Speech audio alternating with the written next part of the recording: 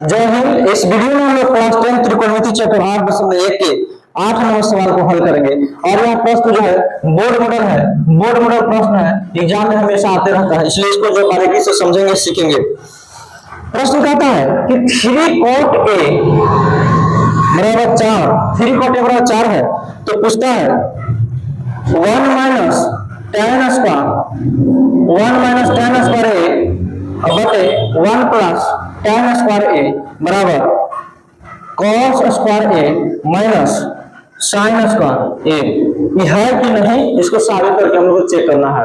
सबसे पहले लिखेंगे ये पट्टी गुना में 2 पट्टी भागम होगा, तो cot A बराबर 4/3।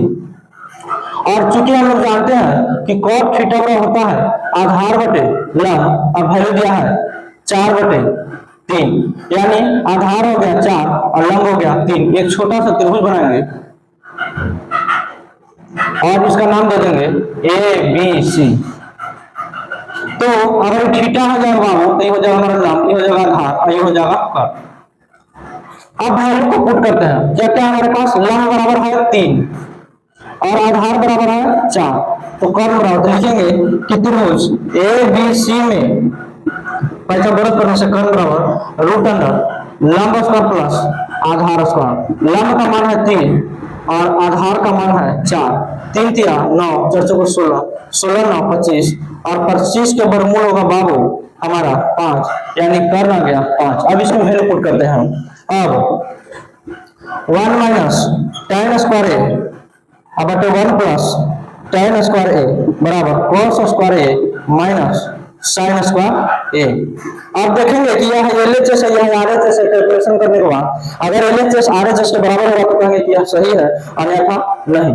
तो लिखेंगे कि 1 माइनस tan थीटा होता है, ये tan थीटा होता है लंब बटे आधार, tan थीटा होता है लंब बटे आधार, तो लंब 3 है और आधार 4 है, तो लिखेंगे 3/4 के होल स्क्वायर बटे 1 प्लस tan थीटा का फिर है लंब बटे आधार, तो 3/4 के होल स्क्वायर बराबर cos थीटा होता है आधार बटे कर्ण, आधार है 4 और कर्ण है हमारा 5, माइनस sin थीटा होता है लंब बटे कर्ण, यानी 3/5 के स्क्वायर है। दोनों क्या है? स्क्वायर है। आगे बढ़े तो 1 माइनस 3 तिया 9 और 4 चौको 16 और बटे 1 प्लस 9/16 और बराबर ये देखो क्या है 4 चौको 16 और 25 माइनस 3 तिया 9 और 25। अब इसको आगे बढ़ते हैं। यहाँ एलसीएम लेकर क्या करेंगे 16 माइनस 9 करेंगे, 16 माइनस 9 और बटे 16 और 1 16 का होता होगा 16, 1 से 16 प्लस 9 बराबर 16/25 माइनस 9/25।